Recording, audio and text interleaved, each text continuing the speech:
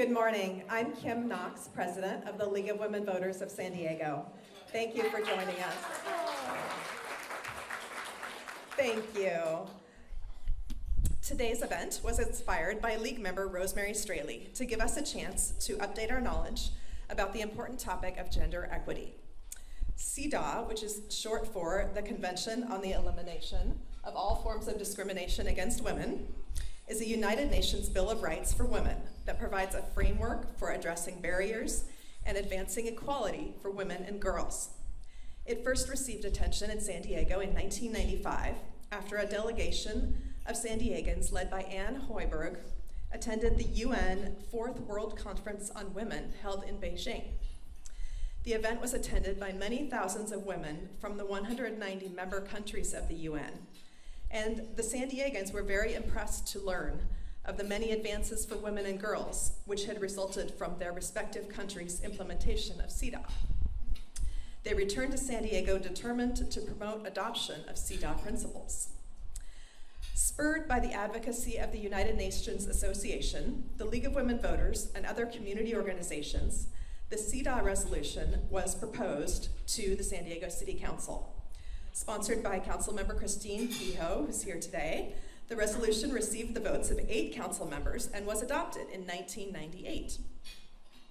In 2019, the League formed a coalition of local groups that were planning events to commemorate the 100th anniversary of the 19th Amendment to the Constitution, which recognized the right of women to vote. Although most events planned by the Centennial Celebration Committee were ultimately stymied by the COVID-19 pandemic, our collaboration did not end there. We asked coalition members to join a working group to craft a CEDAW ordinance for the city of San Diego. The goal was to pass the ordinance in time to celebrate on August 26, 2020, Women's Equality Day, and the 100th anniversary of the 19th Amendment. Council members Barbara Bree and Monica Montgomery Stepp confirmed interest in an ordinance, but ultimately it was not brought forward. In 2022, the City of San Diego revived the Commission on the Status of Women, which had been dormant for 2 decades. We asked the mayor to appoint as chair a former San Diego League president, better known as former Congresswoman Susan Davis, and she now serves in that role.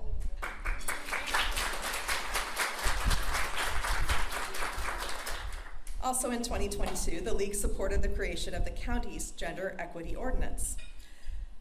Now, I'd like to turn our program over to introduce League member and activist for women, Rosemary Straley.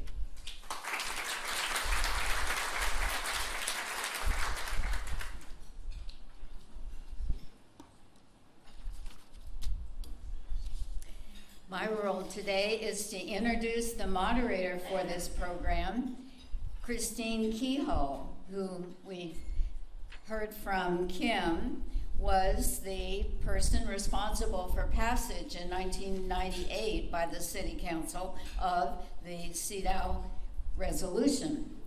Christine Kehoe made history when she was elected to the San Diego City Council in 1993 as the first LGBTQ office holder in the county. Chris has been followed in the San Diego City Council District 3 seat by now Senator Tony Atkins, Mayor Todd Gloria, and Assembly Member Chris Ward.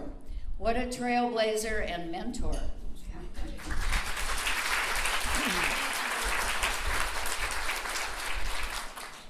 Chris went on to win election to the California Assembly in 2000 and the State Senate in 2004. She was elected Speaker Pro Tem during her Assembly years and was the founding chair of the LGBT Legislative Caucus. She served 8 years in the State Senate, including 4 years as chair of the Senate Committee on Appropriations. Her legislative priorities focused on equal rights, women's equality, and environmental sustainability in San Diego and around the state. Leaving the legislature due to term limits in 2012, Chris served as executive director of the California Plug-in Electric Vehicle Collaborative. Chris continues to support and nurture promising candidates and elected officials. And our elected official, Marnie, was introduced to us, and we're so pleased she is here.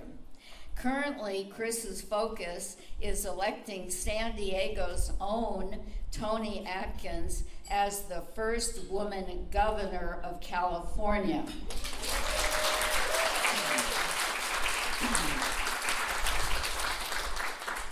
Certainly, Toni is the most qualified candidate, and certainly it's time for a woman governor. Chris is with us today as moderator, as I mentioned, because of her role with CEDAW in San Diego.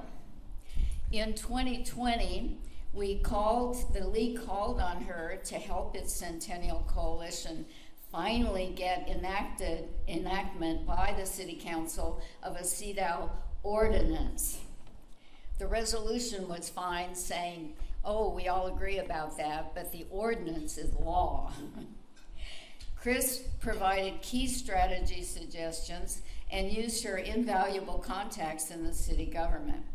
We're delighted Chris flew from New York yesterday so she could be with us today.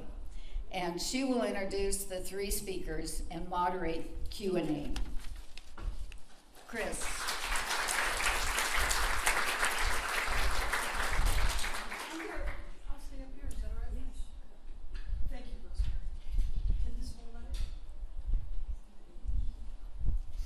Well, due to my travel schedule, which was strictly a family vacation, don't worry, I'm not jetting around doing politics out of town. Nope, that's not going to work. But I'm back now, so there's going to be a little tiny, it's fine if you don't mind, I can hold it. Thank you, Jay. I think I'm comfortable. Some slight modifications to the program.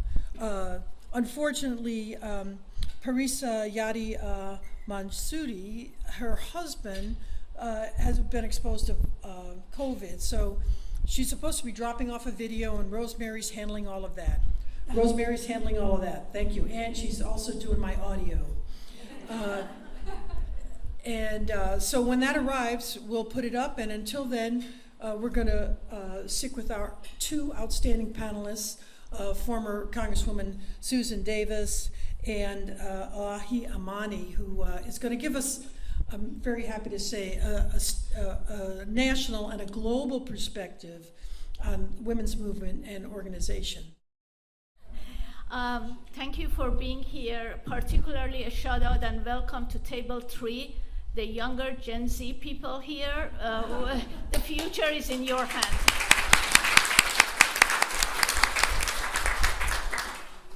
So this presentation, we had some adjustment last night because of the, unfortunately, Parisa, the dear friend, she won't be here. So maybe I hold this, okay. So Parisa Mahsoudi, she couldn't be here. So I'm covering some of the slides on what is CEDAW. So as I've been passionate about women's human rights since at the age of 17, I went to Tehran University and did my undergraduate there, then coming to US. But as Iranian American, for the country that I was born and the country that I'm citizen, I have multiple reasons to be an advocate of CEDAW, because neither Iran nor United States have not ratified CEDAW, strangely. So with that, as you know, the Convention of the Elimination of All Forms of Discrimination Against Women is a landmark international agreement, a UN treaty that protects the rights of women and girls in all their diversity, because that's the United Nations language. We refer to women and girls in all their diversity. So why CEDAW is important? This convention was approved by UN this is 1974, 45 years ago. It's the same age as my daughter. CEDAW and my daughter are the same age. And it's a United Nations UN Commission on the Status of Women a body established in 1946, and I've been attending the sessions of Commission on the Status of Women since 1985. Every session I've been attending New York. Thank you. And following through with that. It's one of the commissions that has the highest number of attendees. Before COVID, every year when we were going to UN, we had maybe 13,000 people coming from all over the world to United Nations in New York. But after COVID, it's hybrid and many people attending it online. Okay, so CEDAW is called an International Bill of Rights for Women and has been ratified by 189 countries around the world, except few that you can see the name. Probably we have heard Somalia, Sudan, Iran, and US. The other one, there are small islands that if you go by plane over the ocean, you won't even see those islands. But that's the status of ratification of CEDAW globally, and the countries who signed and ratified it. So in US, the General Assembly approved it on December 18, 1979. And of all the UN treaties, only the Convention of the Rights of the Child has more signatories. So it's a very, very well embraced convention around the world by the different states. So CEDAW is based on three core interrelated principles. So this is a little bit, maybe, I hope it's not boring, but it's important that we know the importance of CEDAW and why it's important. Not only we sign it, but we ratify it, and we put it in practice, not ratifying it by law, but making those laws happen, because that is the challenge right now we are facing in many countries. So principle of substantive equality, as you see, equality of opportunity in terms of access to resources, because women don't have equal access to resources in all countries of the world, which needs to be secured by a framework of laws, not resolution, by laws, and the policies and supported by institution and mechanism for their operation. Because when you hold these human rights principles by law, then we can hold the people in position of power accountable. That is important that we have it in law. Equality of results upon access and opportunity towards achieving real change for women. We have many beautiful constitutions in the world that it's not being implemented, it's not being honored. So that's very important. The other CEDAW is based on three core interrelated principles. Number 2 is principle of non-discrimination. When we talk about women's human rights, when we talk about equality, it boils down to discrimination. It boils down to in every aspect of women's life, we eliminate discrimination based on understanding that discrimination is socially constructed, both gender and race socially constructed. So it's discrimination is socially constructed. CEDAW recognizes that despite legal rights being granted to women, discrimination persists. We all know that. No matter living in United States or Sweden or Norway or Afghanistan or Iran, we know that the discrimination persists in different levels in each country. And access to legal rights, there are rights respected by law, but women access to those rights is also another challenge we are facing today. So these are some of the basic principles of CEDAW. Principle of state obligations. States have a legal obligation to respect. So the countries that have not ratified CEDAW, even on paper, they don't have any legal obligation for respecting those laws. That's why on reproductive rights, France put it in law, because when you put something in law, then you can hold the accountable. It's not like Roberts' way here in our country. So, so next one is, so this is CEDAW treaty in a very broad base. CEDAW has a preamble introduction of 30 articles.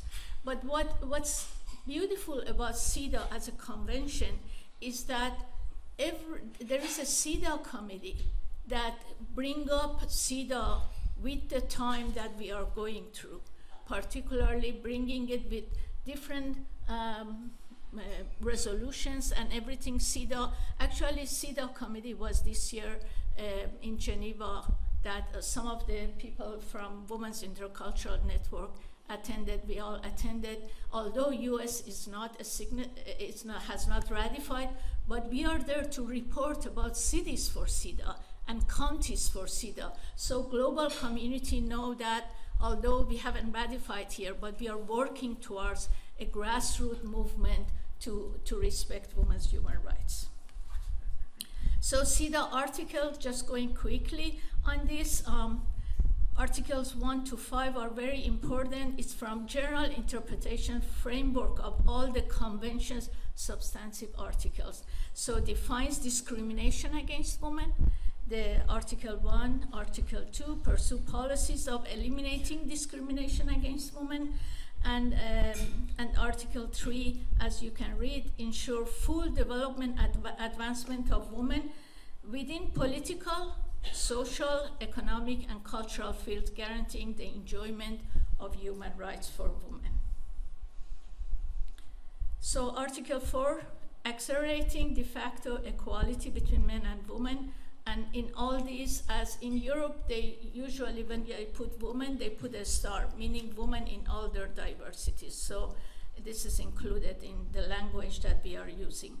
Adoption of measures aimed at protecting maternity's benefit, which also a challenge here for some private sectors, as we all know, as well as other countries. Article 5, modification of social and cultural patterns of conduct of men and women with the viewing of achieving elimination. So we know that the intersecting of cultural tradition, rights and rituals with women's human rights, that's an issue that's been discussing with the global women's movement since 1995 specifically, because there are rights and cultures that aspect of those cultures violates women's human rights and equality. So Article 6 to 16 details state responsibility in protecting the human rights of women. So what are the responsibility and accountability of the states that they sign and ratify CEDAW? Article 1722 details how CEDAW committee works, which they meet every year. Every year it's like Human Rights Council periodic review, that they review the human rights aspect of each country, and all countries of the world being reviewed and holding states accountable for that. And Article 23 to 30 deals with the discrimination of CEDAW, on CEDAW.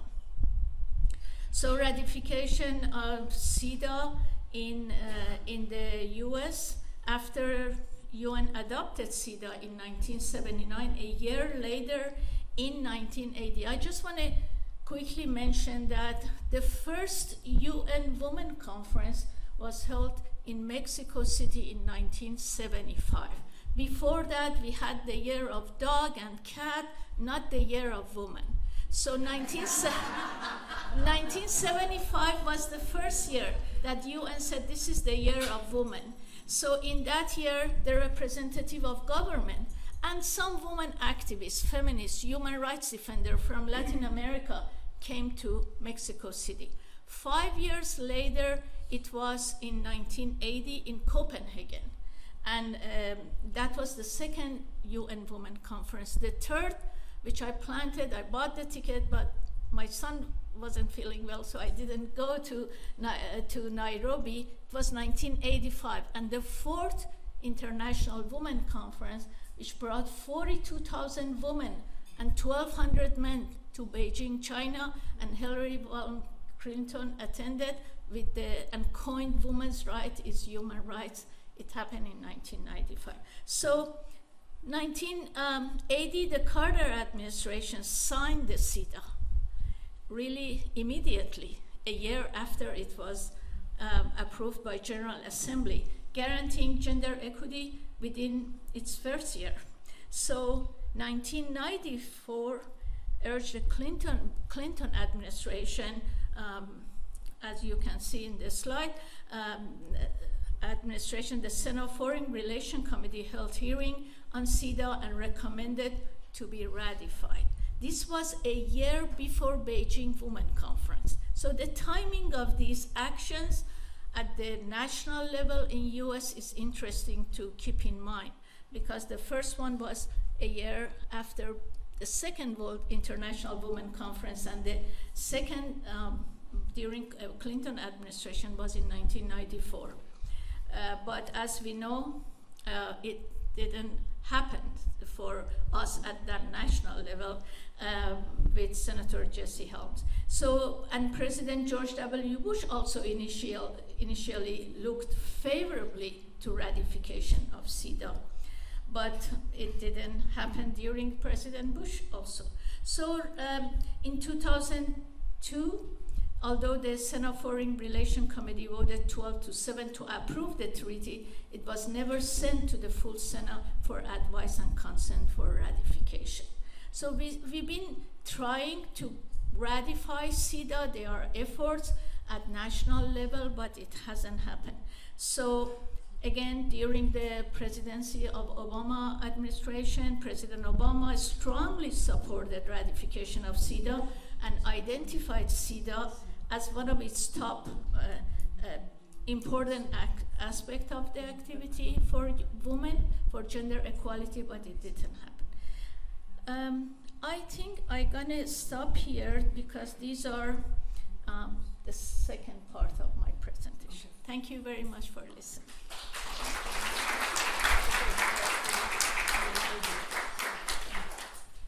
If the video works, it will be about the County Commission on the Status of Women, and then we'll go on to the City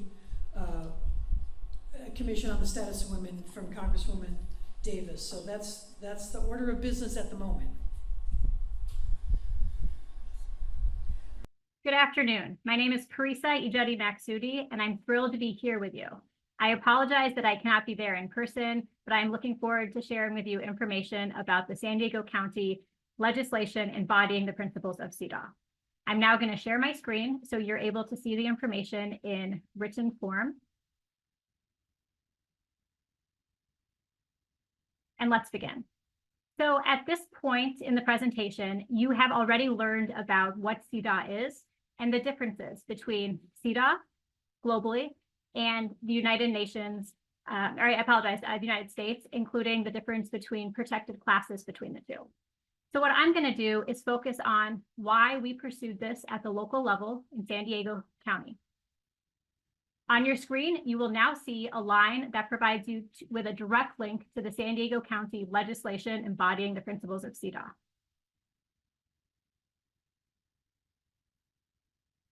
You're able to access the legislation from your phone, from your laptop, or from any other device. So why did we pursue this legislation in San Diego County? In a nutshell, we cannot afford not to pursue this at the local level, including in our county. This is an evidence-based, data-driven approach to identify, analyze, and eradicate barriers to intersectional gender equity. It is indisputable that we live in a society that is not equal, and this is an evidence-based approach to further gender justice. However, it is also a method and framework for pursuing and achieving racial justice, disability justice, LGBTQ justice, and immigration justice. This is because the CEDAW ordinance that you've pulled up on your screen expressly recognizes how multiple forms of discrimination compound to adversely impact and disadvantage women based on race, ethnicity, disability, age, and socioeconomic status. As we will talk about a little bit later in this presentation, CEDAW mandates an intersectional approach, which I know you've heard about by now in the day. And of course, that approach recognizes a broader range of protected classes than we do in the United States. So yes, this is gender justice legislation, but this is intersectional gender justice legislation. And so we know, and you've already heard, that CEDAW ordinances have effectively taken steps towards increasing gender equity, removing barriers to such equity, and improving the lives of the people who live in that jurisdiction. So why a CEDAW ordinance in San Diego County? Well, here on your screen, you see just a few of the pieces of data that I pulled in 2019, preparing the memorandum which later underlined the board letter. And this data speaks for itself. Women in San Diego County are 14 more likely to live in poverty than men. The median earnings for women is below men, and that is at all levels. But on the screen you see the median earnings. And women, for example, are 10 times more likely than men, 10% more likely than men, to rely on public transportation to work. And so these are just a few of the examples. We know that in the society we live in, girls graduate, including statewide, from high school at a higher rate than boys, and more women hold post-secondary degrees than men. Yet occupations are still gendered in California, with more men than women holding supervisor positions, for example. We also know that in California, women earn less than men in all occupational categories. And in the highest paying jobs, women have fewer occupational opportunities than men. Overall, there are fewer women holding higher paying jobs, and women are less likely than men to occupy leadership positions where critical decisions are made. We also know, as you can see on the screen, that women are more likely to live in poverty than men and to live in extreme poverty, especially single mother families who are more likely to live in poverty than married couples, and especially minoritized communities. In San Diego County, for example, the poverty rate at the time of this advocacy was 13% for all individuals, actually 13.3%. But it rises to 32.6% for single mother families. The reason that we need this effort to achieve intersectional gender justice from a framework that centers women in poverty is clear. So what is our legislation? Our legislation provides a mechanism, an evidence-based, data-driven mechanism for the county to analyze the operations of all county departments, programs, and services. The reason for this is this allows us to identify factors perpetuating gender equity, intersectional gender equity, in all areas, including budget allocation, contracting, and providing direct and indirect services. Once we identify those factors, we are able to timely address those barriers and eradicate the discriminatory effects. And so our ordinance, what it does is it integrates the CEDAW principles at all levels, as a service provider, as an employer, and as a community and business partner. And by now you would have learned about some of those issues based on the legislation, the treaty itself. And so our San Diego County legislation states, it is the goal of the county to implement the principles underlying CEDAW to achieve gender equity and to eradicate discrimination against women and girls. Our ordinance mandates an intersectional discrimination approach, the global approach, and focuses on poverty alleviation. So why an intersectional approach? Why is that imperative? It's because we know that multiple forms of discrimination compound to disadvantage and oppress women. And as set forth in the ordinance itself, in the definitions category, we've identified the categories that we seek to obtain and analyze data on, which include immigration status, race, national origin, gender, disability, age, parental status, and socioeconomic status, as well as language. Why is it vital that we focus on women in poverty? It's because we know, and the data demonstrates that, public data demonstrates that women in poverty have the least access to opportunities. And this means we must afford special attention to individuals in poverty when taking steps to identify, analyze, and eliminate discriminatory barriers.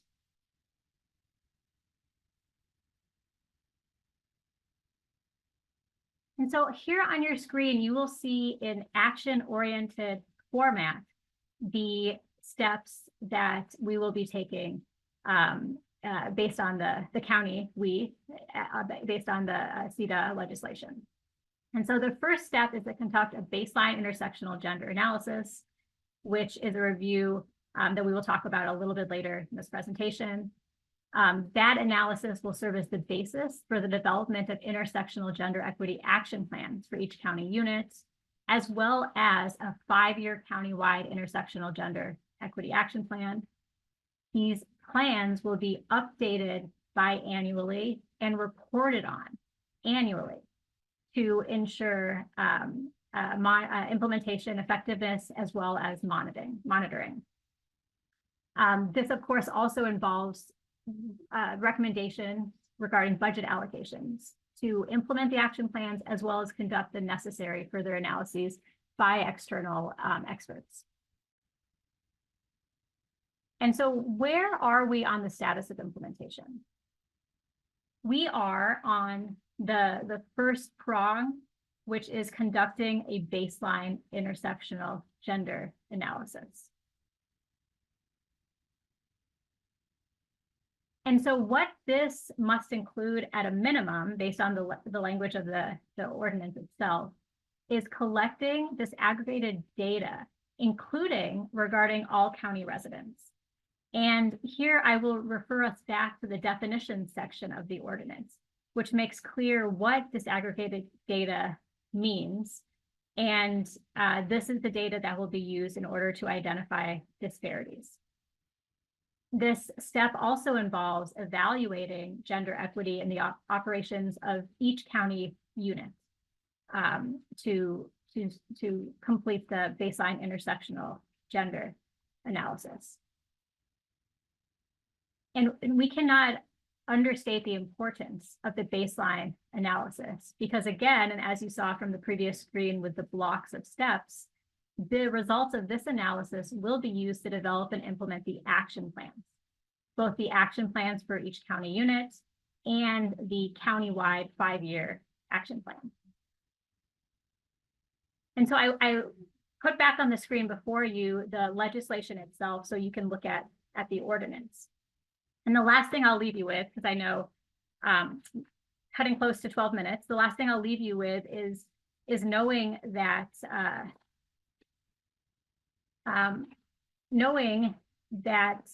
the language that you'll see if you pulled up the ordinance is intentionally inclusive, and that is by design. However, it does no more than the law, including the law of the state of California, allows. The language of the ordinance is also careful with language and centers the women and girls in our region rather than institutions. And so the reason I want to flag this for you is because I urge all of us to continue using language that centers women and girls. And so, for example, you'll see in the ordinance that we did not use language that states a criminal justice system. Instead, we use language regarding a criminal legal system, because we know it is not a justice system for everybody, especially for minoritized women, women in poverty, and women with disabilities.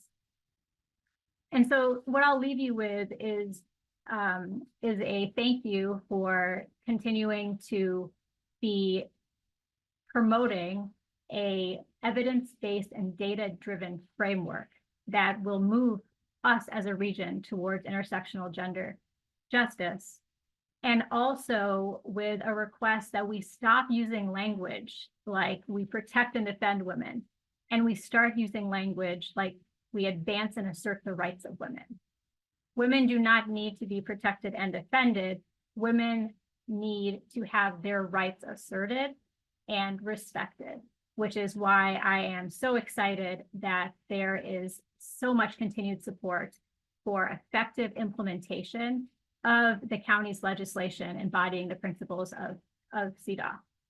Thank you so much for the opportunity to be here with you and share. And I'll leave you with that. Thank you so much.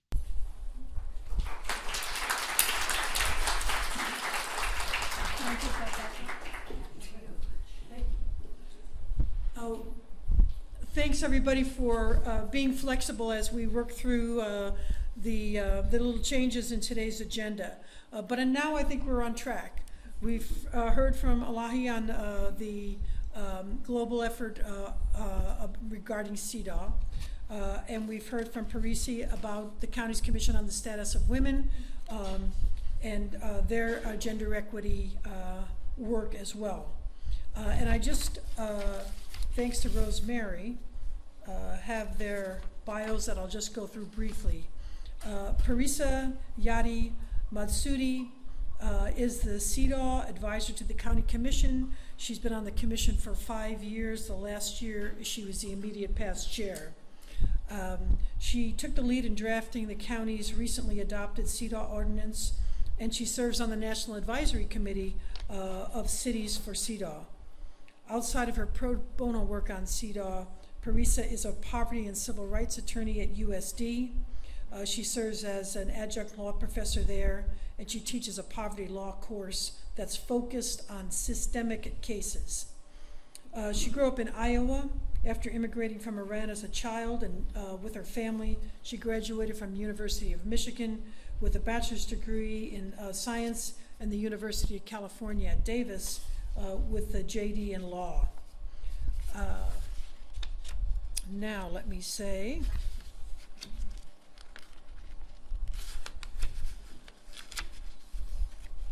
while we're pausing, I just want to remind people there are cards at your table for questions, and we will have people come around and collect them. right. So give us some good questions. Questions and pens in the middle of your tables. And then Elahi Amani, as you heard earlier, is also a native of Iran. She's a renowned gender, peace, and human rights activist. She spoke to us today primarily in her role as president of Cities for CEDAW, a national organization which last month celebrated 20 years. She's a dedicated advocate for women's rights. She's attended key global conferences, Beijing in '95.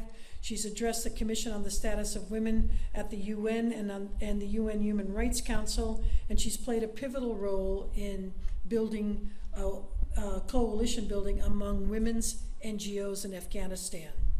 She is the chair of the Global Women's Intercultural Network and is a founder of Iranian Circle of WIN.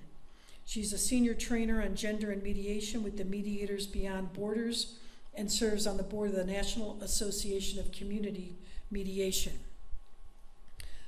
She's a prolific writer. She's published numerous articles in English and Persian on issues related to peace, justice, women, and human rights. She's the editor of women's section of the monthly publication of the Human Rights Defenders in Iran. And she was born and raised in Iran, as I said. She attended Cal State Long Beach, Cal State Fullerton, and Pepperdine, where she honed her knowledge and skills in higher ed. She lives in Long Beach with her husband. And now we're moving on to our third panelist, our former Congresswoman here in Central San Diego, all of our local communities. Susan credits the League of Women Voters with her interest in community engagement and opportunity to be, she was a leader, to be in the League president in the late 70s. So today is truly welcome home season here at the League of Women Voters. She was honored to serve the public first as a school board member from 83 to 93 then as a state legislator from 1994 to 2000, and finally as a congressional representative from San Diego from 2001 to 2020. Susan grew up in Richmond, California, earned a degree in sociology from Berkeley, and later a master's in social work from the University of North Carolina. She was the first executive director of the Aaron Price Fellows Program, which inspires young people to build strong communities. Susan values having had an impact on people's lives.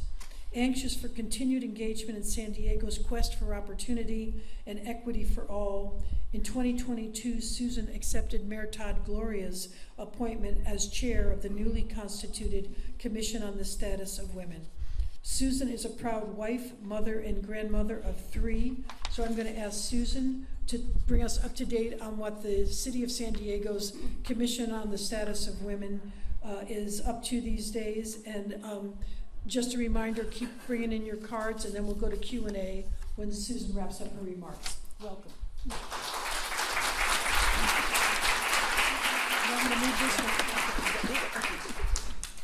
Hi there, everybody. Good afternoon, and it's just wonderful to be here with all of you. It certainly gives me an opportunity to be with some long-standing leaguers that I've known for a number of years, but really to all of you who are making a difference for women today. I'm delighted to be on the panel with Parisa. I'm really sorry that she's not here. Parisa, are you still on the line? We'll invite her later. But that's really been very special, really. And without having come on to the commission, I probably wouldn't have a chance to have met her. But I have great respect for her. And now I did it right before. Yes. Alawe, I'm just excited to get to know as well and learn from, because you have an incredible history. And thank you to Rosemary and Leaguers. Rosemary, honestly, I think everybody knows that you work at such a high level and are just, dogged about that. And we all respect you a great deal. I want to thank you for your focus. And certainly all of the league officers for your planning for today. I feel very fortunate to share my relatively new experience. You may think, wow, it's not new. Actually, it is new. Each experience that we have, of course, is very different from one another. But there are some things about being the commission chair that I really had to learn. And that wasn't so easy. I'm grateful, of course, to Mayor Gloria and our City Council for their appointment. As you know, the commission has been reinstated. We've talked about that after being dormant since 2001, with the mission, very important, to alleviate inequities that confront women in social, economic, and vocational pursuits. And I'm especially honored to work with 10 remarkable women who have so much to offer, and Gail Freet is with us, who is one of the commissioners, and I'm delighted, there she is, to welcome her as well. Also, I want to thank Quentin Grounds, who is here. Raise your hand, Quentin, so they see you, for administrative assistance with the Office of Councilwoman Marnie Von Wilford. We're very glad you're here, Marnie. And Emily Piatanesi, who wasn't able to join, but Cambria is here. There you are. As one of the interns who's been coming to our meetings. We're very happy that you're with us, and we know that you all work overtime to assist us, and we're really very grateful for that. All the commissioners are volunteering their time, their lived experience, and their heart to help women thrive and contribute to their family and community. And they represent our diverse city and council districts. My assignment is to share with you our program and policy goals. So developing bylaws and becoming familiar with being a city board with all the requirements and hiccups of the Brown Act. Everything has to be public. And there really are a lot of things that you can get in trouble with the Brown Act, so we have to be very careful. So a lot of that was really new to us, and we were inspired by those who came before. Our first ad hoc committee within our newly established governance committee delivered a 7-page bylaws document. You ever seen a 7-page document? It started out as 20 initial pages, which is wonderfully readable. And now and then when we have to write bylaws, I don't know, somehow we start talking in some other language. So that's something that we were very pleased about. It covers all the fine points, and it really helped us move forward. Rather than trying to anticipate our priority subcommittees, we wanted to know as much as possible about the struggles that prevent women from living their potential and how government policies can sometimes drive both positive, some of them are positive, but often negative, incentives. So all the commissioners certainly have their own areas of expertise, but we needed a kind of shared base of understanding across different areas of need, and we wanted to understand all of it, and we wanted to get to work quickly. And it's a very impatient group. We all are impatient. I was thinking that I would love to have the luxury of League's detailed and trusted study process that I learned from so many members, but I don't think we have quite time nor the breadth of community for that, but we're working on that, and it is a challenge. We began a series of meetings looking at women in the workforce, safety, health and well-being, the lived experience of being unhoused, affordable childcare, the role of 211, and then getting into the city with the performance analytics we have now among city departments and also the focus that I'm going to talk about in just a second, the focus on the enormous pressure of poverty in the intersectionalities of attaining gender and racial equity. And Parisa certainly spoke to that, and she's very passionate about it, and I've learned so much from her. We prepared for our discussions by getting to know the very significant CEDAW, Convention on the Elimination of Discrimination Against Women and Girls, that we've all been talking about today, of course. That's why you came. That's why you're all here. And you may not realize it, but you're really playing an important role when we realize that even the most savvy and knowledgeable women aren't necessarily familiar with it. And I'll say and put my neck out there to say present company included. We go to a lot of events with women, but they're not necessarily sitting around the table talking about CEDAW. You are, but it's not so common. So I want to just ask those of you who have worked with this issue with CEDAW in the past, please raise your hand so we know who you are. That's wonderful. That's great. Well, so maybe you're sitting around different tables. Thank you. I think we all want to normalize these discussions, acknowledging how prescient and key the articles are to women. But as we've heard, and we'll hear more over time, of course, they are not without controversy. Things that seem so easy to us are not without controversy. We know that policies around gender today have seen great strides and alarmingly unprecedented backsliding. Unprecedented. Who would have known?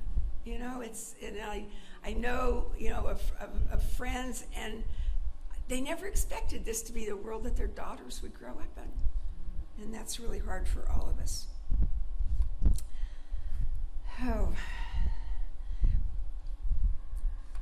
Through our exploration and our outreach, we hope to minimize the kinds of opposition that come not from intellectual curiosity, but from illogical fear and then just plain politics. So we developed a subcommittee on CEDAW as part of our governance portfolio with legal support and Councilwoman Von Wilpert's office. What we came to understand with San Diego's first race and equity officer, Kim Desmond, was how San Diego and the county as well are engaged in implementing government policies that reflect articles of CEDAW but are not identified as such. And I know that Elahe made such a good point about it being a law versus a resolution and the accountability piece, and we'll get into that a little bit. In fact, Chief Desmond is working to integrate equity intentionality into all services and programs in all 30 city departments. It's a big job. We need to help. Part of the task, as she has related to us, is to take a universal provision, you know about that, a universal provision, and capture it on the local level, seeing what parts overlay policy parameters. And then they should be able to overlay that with data work, which prepares the ground for CEDAW. It sounds kind of simple enough when we're hearing about it, and sometimes it is, but not always. And I think the partnering of our new performance PANDA department with the equity, gender equity and racial equity department as well, that's new for San Diego, having that aggressive a stance, and that's good. That's not to say we don't have to work on some other things, but I think that we've been very pleased to find that. And here's one example, just really quickly. Article 12 requires steps to eliminate discrimination in healthcare, including services such as family planning. And as part of that ongoing effort to support San Diego's workforce, because what? Family planning is related to the ability of women to be in the workforce at all. And San Diego, I've learned through the San Diego Foundation, has one of the lowest rates of women in the workplace. There are a lot of reasons for that, but that's interesting to know. So as part of an ongoing effort to support San Diego's workforce, and with a federal grant that Congresswoman Jacobs was able to secure, the city's Office of Child and Youth Success is able to help employees establish eligibility to lower child care expenses with their application process. We can see an alignment with CEDAW's global prescription, where local existing services and programs with the right authorities and oversight make change. In this case, women may be able to resume work and better build for their future. Walking through many programs enables the city to address gaps in service and to do that in a changing environment. And of course, that takes time. This is just to state the obvious. We need to move forward on many issues and may even go beyond what is considered compliance. At the heart, women want to see long-standing institutional barriers disrupted. Done with that. That's what they want. Most of all, they want to feel that life is better for them and for their family.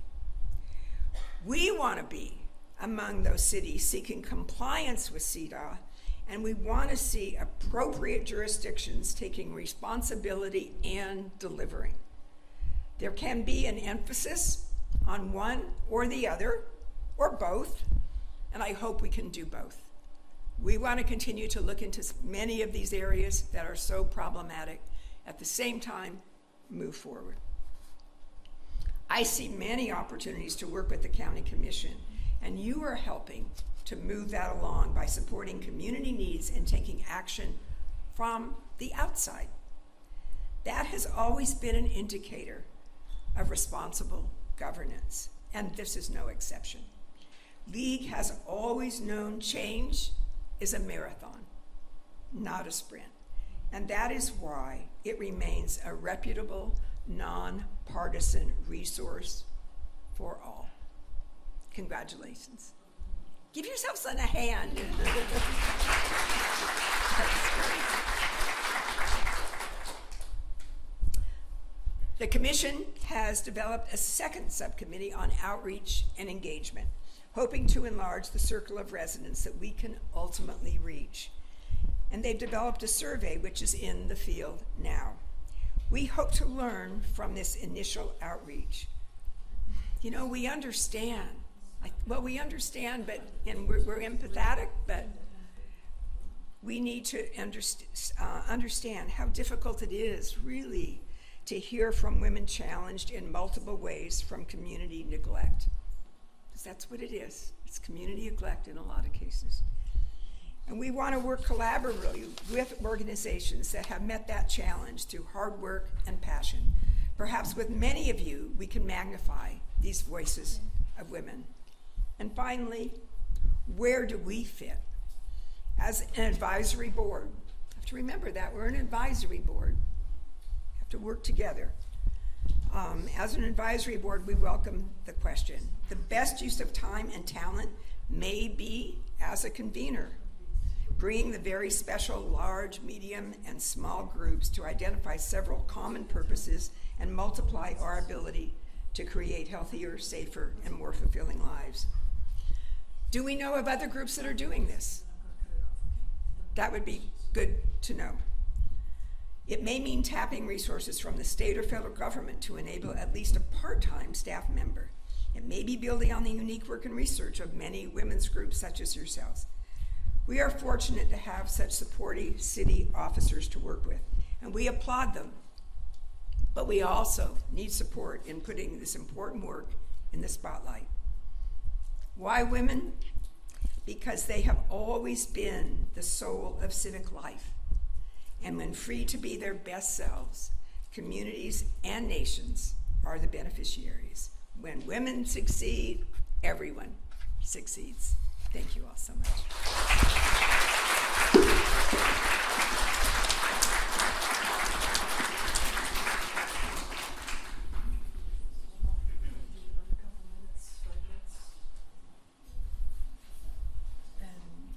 Oh, there it is. Hello again. Elahi has another 5 minutes on the global network around CEDAW, and then we're going to go to Q&A. So thank you for your questions, and we'll go to that right now. And do you want to be up here? Here's your little box. Here we are again. I have some slides. We are short of time. I was going to go over how city of San Francisco, as the first city that ever had an ordinance on CEDAW and approved it, and then city of LA. But I want to explain. I'm going to cut it short because we're running out of time. But Cities for CEDAW. What is Cities for CEDAW?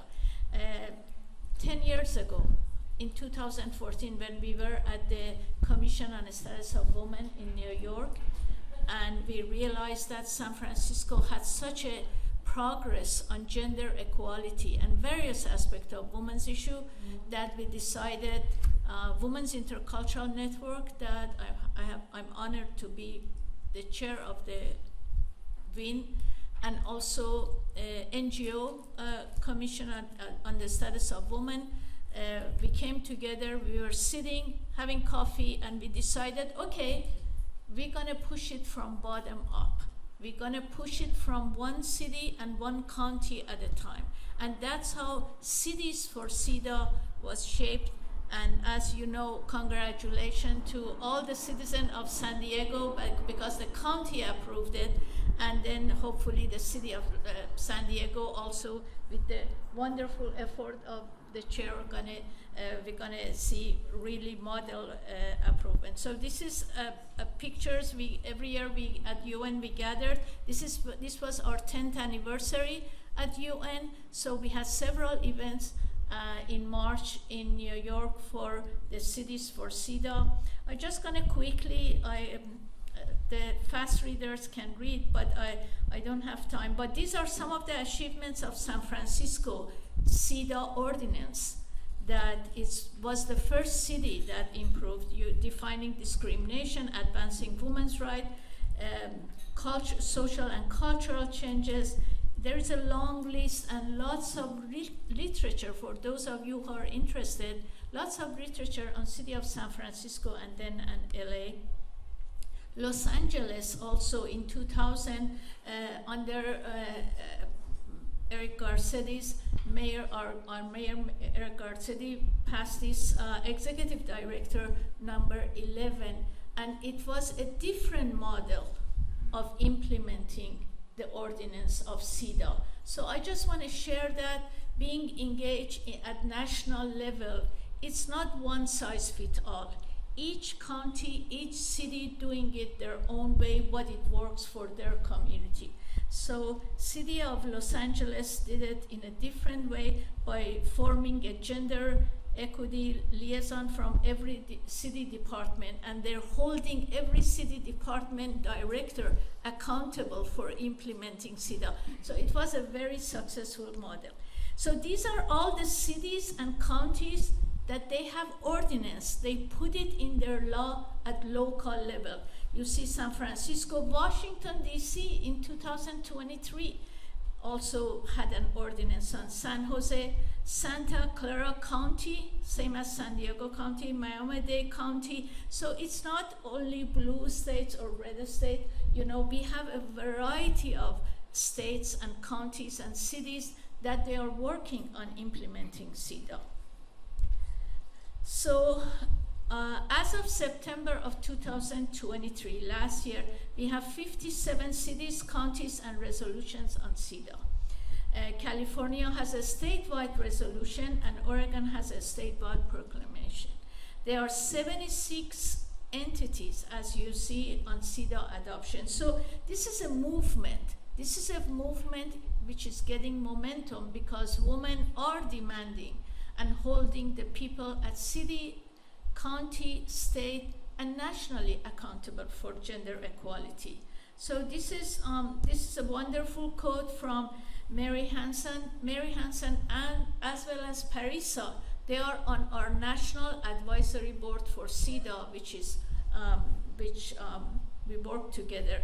So, and as we were talking earlier at lunch, that this is the year that globally we need to push back and push forward. Push back against anti-right pushbacks and push forward. And this last March at UN, the General Assembly, everybody, and this is Susan Behos, you know, the Executive Director of UN Women, everybody stated that we need to come together, the women locally, nationally, and globally. We need to come together because this is what's happening. Women's rights are under constant attack. In every country, their bodies are a battleground physically and metaphorically. So I just want to go quickly. 1 minute. Sorry. Yes, absolutely. I just want to go quickly on contribution of CEDAW in daily life of women and girls, as you can see on the slide, globally, from measures to transform Japan into a gender equal society in practice, because Japan had the law, but it wasn't in practice, to Kuwait, political participation of women in Kuwait, to Tanzania, to Mexico, that hit a landmark target in 2021. So you see a number of countries, these are a sample, just a number of countries that this implementation of CEDAW helped daily lives of women and girls. And this is my last slide. I love this quotation from Arundhati Roy, that another world is not possible. She is on her way. On a quiet day, I can hear her breathing. Thank you very much.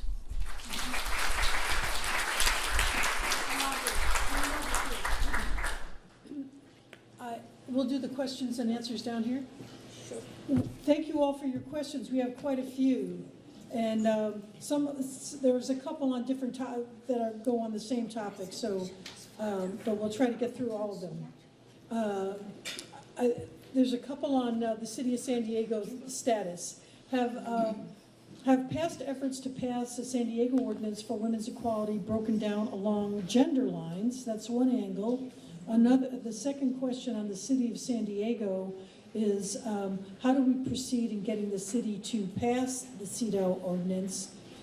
So Susan, as a chair, maybe you can tell us what your members are thinking? Yeah, and so, yeah, it's my understanding, I think there was obviously pushback, or they would have moved it forward, and it was probably had something to do with just sort of competing for attention and getting things accomplished, and some other things that were going on at the city in that last time that they worked on it. Because I asked the same question before I took the job. So why didn't this happen?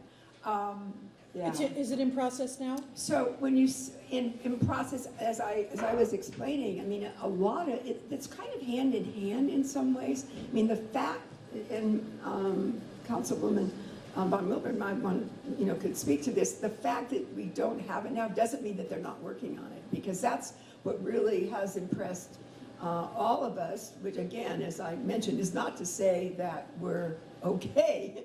We're still working hard, but I think we just see sort of, I'm not even sure I would call it an evolution, but they're doing a lot of work, and they have the right people in place to do that.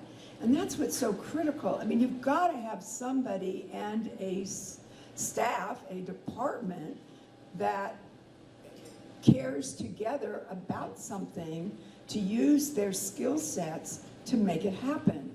And I think that's kind of different right now in terms of the data that the city is collecting. It's not to say that we've never collected it as a city, but I think that it's being approached in a fresh way. And that's really valuable to the city. So I see it more as a hand in hand with the absolute hope that when it kind of a few departments are acting in this way, it's going to be a lot easier to pass, because that's what I say about normalizing it. That, the discussions are not like, oh, it's, oh, I've seen that done before. And that's, I think, what we need to say for the public too, because the public, may get out of sorts with some things, and you can turn to someone and say, well, we have school lunches today. That's kind of there too in terms of health. And there are a lot of things that we're doing that are great examples. And I think it gives us that ability to talk about that. And that, in my head, is the way I say normalizing, not that it's abnormal, anything. It's just a little more in the forefront. And I had one big experience in Congress regarding that issue, so. Thank you, Susan. Thank you. And there's one more here on when will the city, adopt the ordinance. It says resolution, but so there's a lot of interest in this audience anyway in seeing the city move forward. Absolutely. So we've got the right woman to chair the commission. Yes. Then on the federal level, and there are a number of questions on how do U.S. senators who refuse to vote to ratify CEDAW justify their opposition? Is it the old sovereignty argument or what? Okay, that's one. And then why is the U.S. not ratified CEDAW? What is the justification for not ratifying CEDAW? So those are three. I think both of you can respond to that, right? You're a politician. I can't address the issue of these gentlemen, what their problem is, but. Well, it's Is complicated. it more politics and policy, or am I putting words here? I don't want to do that. It's definitely both. Yeah. Where that scale is, Right. And it's complicated because we have many laws in place in various states or at federal level for gender equality, but passing CEDAW as a convention, international convention, has been challenging because we need 2/3 of the votes in Congress and plus the president signing it. And as you know, during very different presidency of President Carter, which signed the CEDAW, one of the first country that was signed was United States. It just didn't ratify it. Then during the President Clinton and President Obama, there were efforts to do that. So So really the experts on CEDAW and people who are scholars, which I'm in contact with them because we try to figure out how we can make women's human rights and gender equality a reality at local level. We really feel that we have a long way to go at federal level. That's why we're focusing on cities and counties for CEDAW. This seems more reasonable and more doable because at local level, you can convince city council person, politician, that this is not about really politics, it's about women's human rights at local level. It's about getting equal pay for equal work. It's about having infrastructure for violence against women and helping women that experience violence. It's about childcare. It's about poverty. It's about tangible things. So that's why Women's Intercultural Network and we are focusing on that path rather than focusing on the Congress to pass CEDAW. And so that's all I can share. That you make a good point, and it goes to Susan's point also. If we're achieving success at the county and city level, maybe it'll help normalize it at the state and federal level over time. Here's a good suggestion. Somebody wrote, I think that 60 Minutes should be encouraged to have a segment on CEDAW before the November election. Congress should be forced to vote on it before the election so that voters know who voted for and against it. Is that possible? We need to shame Congress into voting for it. That's strongly worded, but great suggestion. And then here's a two-part question that maybe both of you can respond to. Please comment on the role of religion in achieving gender equality. And second part, what specific economic sectors in the U.S. need more work in achieving gender equality? You're nodding. Yeah. Take it away. Well, I think, and this is not something that happened last year or 10 years ago. Our world, in my opinion, is getting polarized. Yeah. And this polarization is happening by two global trends. And I have done presentation on this before, but two global trends. One is the rise of extremism in all religion around the world. The other global trend is the rise of populist movement, right-wing populist movement all over the world.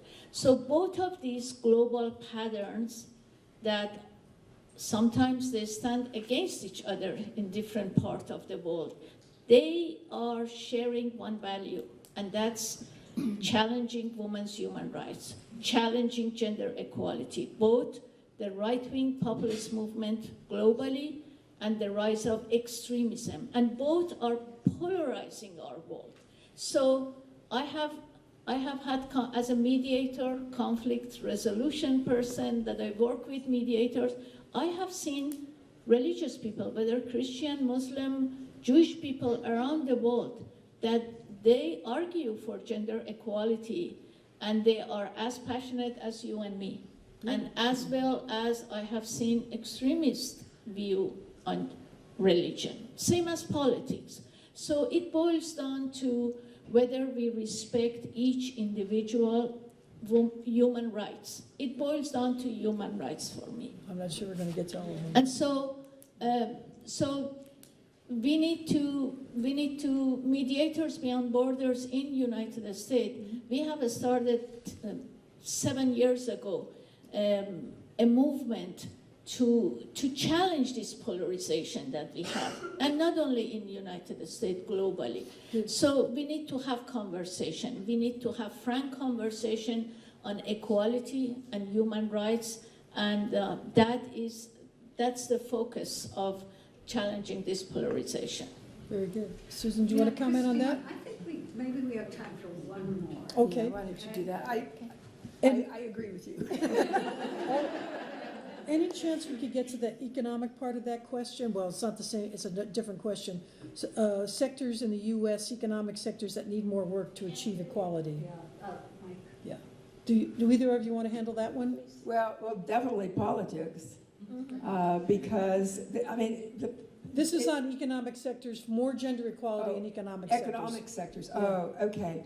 Oh, I think it runs the gamut, and because really the economy touches everything. I mean, the ability of a woman to be able to go and further her education and be present, even as an attorney. You know, they always say, well, you know, look at all the women we have in our law office. Let me, well, what about the boardroom?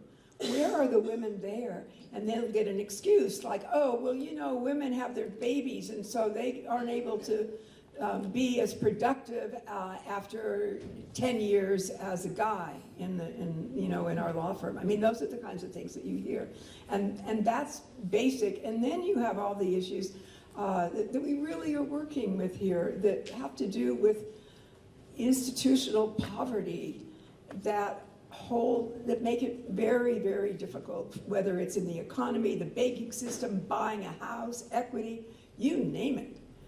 There's probably nothing that's not touched by that over some period of time. Right. Not to say it's all bad now, but we know that that's, the pathways are clear. Yeah. Thank you. Just one person asked, when will the San Diego Commission on the Status of Women add girls to the title? I think the county is women and girls, am I correct? It is. But the city is... I'm actually not sure. I know the answer to that. Oh, okay. Kim's going to take it away. I was told that because they resurrected an old commission, they could not change the name. So it's named Commission on the Status of Women like it was. That's the city, right? Yes. And the county has girls in the title. Right. Right, okay. Yes. So So we do need to wrap up okay. now, but I want to thank all of our speakers, Susan Davis, Alahi Amani, Christine, and Teresa and Israel as well. Yes, we have a gift for each of you. So thank you everyone for attending. We love seeing you today. Come back again next time.